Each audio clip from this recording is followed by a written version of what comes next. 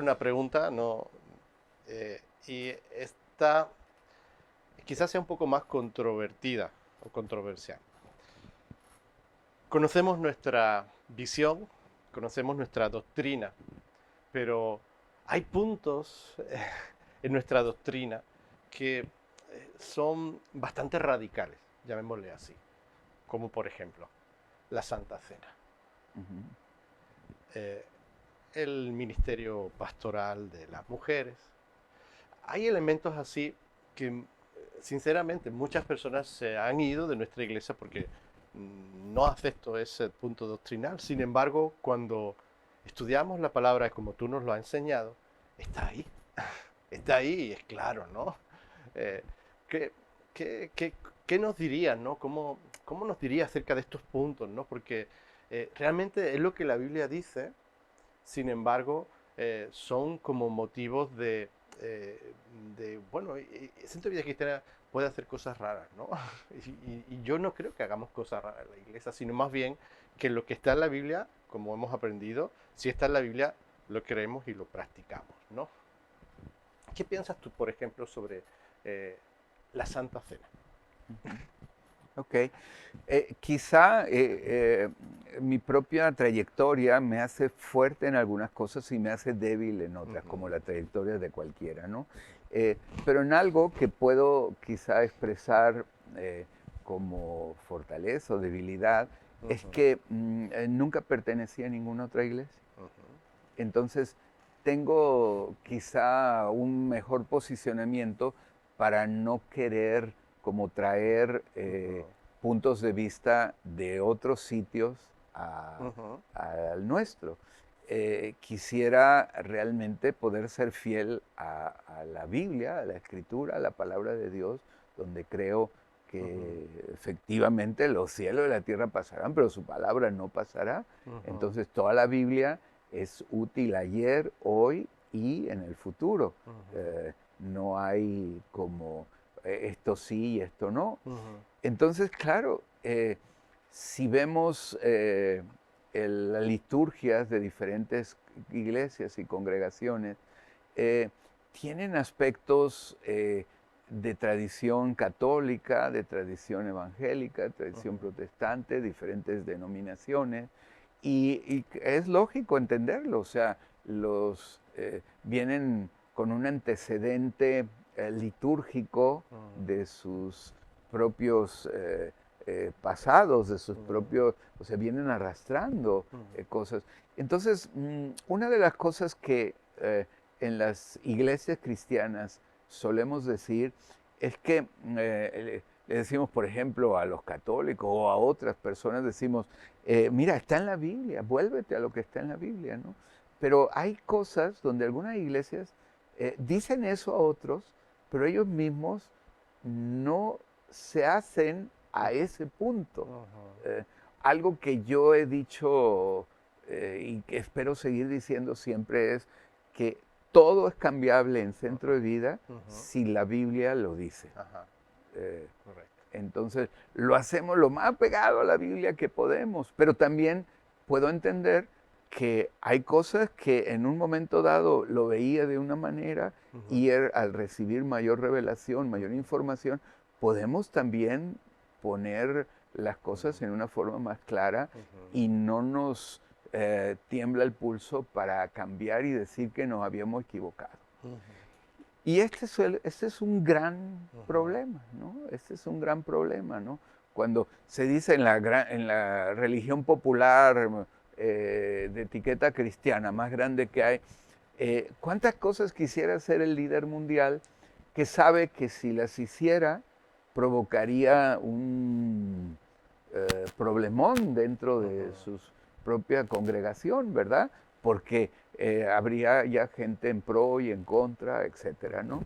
Entonces, si una tradición yo quiero que exista es ser fiel a la escritura, ujú, no importa aquello que tengamos que confirmar y aquello que tengamos que cambia. descartar o Ujú, cambiar, ¿no? ujú, Entonces, en este sentido, ¿qué es la llamada Santa Cena, no? ujú, Tiene una gran influencia católica, sin duda, ¿no? Para empezar, donde personas que practican el rito católico durante años y años y años, son fieles, creyendo lo que dicen que ahí sucede, porque la Biblia no dice que ahí sucede, de repente empiezan a buscar en la Biblia algo que pueda como, no sé ni cómo decirlo, como si fuera un mix, una unión entre algo que se aproxima más a lo que dice la Biblia, pero todavía tiene conexión con las liturgias de donde vienen,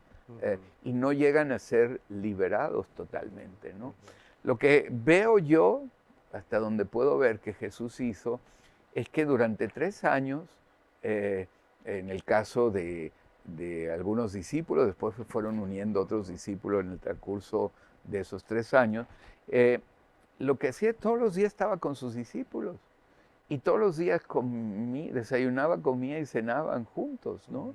Y cuando fue la última vez que lo hicieron, en la llamada última cena, que además era el día de Pascua, donde la tradición se comía cordero con hierbas amargas y pan y agua y vino, entonces al terminar esa última cena, ¿no? Última después de 3 años de hacerlo todos los días. Claro. Dijo, haced esto en memoria de mía. Entonces, el quid de la cuestión es que esto, ¿qué es esto? Claro. Esto es,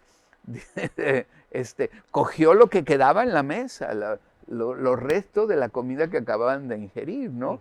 Y entonces cogió los trozos de pan que quedaban, ¿no? Lo partió, haced esto, ¿no? Y tomó la copa y haced esto en memoria mía. Dice, y todas las veces que lo hagáis, la muerte del Señor anunciáis hasta que Él venga. Entonces, para mí, veo eso, después veo la interpretación que da el apóstol Pablo en el libro de Corintios acerca de lo mismo, y digo, bueno, esto es reunirte con tus amigos, con tus discípulos o con discípulos, reunirte, poner algo en medio de comer, hablar de las virtudes, de las promesas de Dios respecto a las necesidades que observamos, y poner sobre la mesa, orar por unos por otros. Y esto es lo que tenemos que hacer todos los días, anunciando los beneficios de la muerte y resurrección del Señor hasta que Él venga. Esto es lo que mandó a hacer, ¿no? Y esto no puede ser suplido por un rito religioso de ningún tipo, ¿no? Y justamente nos da unas consecuencias de la cual nos habla la propia Escritura al respecto. Dice que los que comen y beben sin discernir el cuerpo de Cristo, juicio comen y beben para sí, ¿no? Entonces resulta que el libro de Corintios, en el capítulo 12, dice que nosotros, o sea, los creyentes somos el cuerpo de Cristo. O sea, no es una oblea, ni es un trozo de pan, somos nosotros el cuerpo de Cristo, ¿no? Entonces, el que come y bebe, el que va a las reuniones y no discierne que está sentado con alguien en el cual también está el Espíritu de Dios, que también tiene conocimiento de la palabra, que también Dios puede usarlo, incluso a lo mejor sin tener mucho conocimiento, pero la soberanía y la gracia de Dios usa a alguien para orar por tu necesidad. Y entonces cuando se va a una reunión, se va a una ceremonia religiosa, y se come y bebe, ya sea vasitos pequeños, copas de oro, gente con disfraces o vestimentas litúrgicas que lo hagan. Si se come y bebe sin discernir que estamos con el cuerpo de Cristo, que tenemos que orar unos por otros, que tenemos que amarnos unos a otros, que podemos, la palabra de consejería para el problema que tengo con mi esposa, a lo mejor está en el que está ahí sentado, ¿no? Y que si le digo, oye, tengo este problema, a lo mejor ahí viene el resultado, ¿no? De ánimo, no sé. Entonces, el que come y bebe sin discernir el cuerpo de Cristo, dice, juicio come y bebe para sí. Y dice, por lo tanto, por lo cual hay muchos debilitados entre vosotros, incluso algunos duermen, ¿no? Algunos mueren por eso.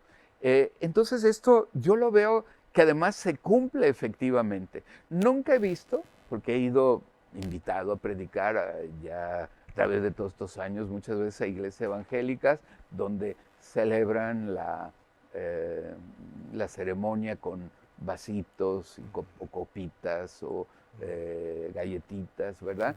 Y entonces se lee esto, ¿no? Y se dice algo parecido a lo siguiente. Es decir, si esta semana tú no has pecado o has pecado poquito, ¿verdad? No dicen estas palabras exactamente, pero esto es el significado de lo que quieren decir. Bueno, puedes tomar la copita, la galletita y estar en paz con Dios. Pero si tú sabes que has pecado, si tú sabes que tienes algo, arréglalo, ¿no? Y se ve a veces un movimiento en el salón de reuniones donde va uno a ver al otro y a lo mejor le pide perdón por algo o algo y después ya toman la copita, ¿no?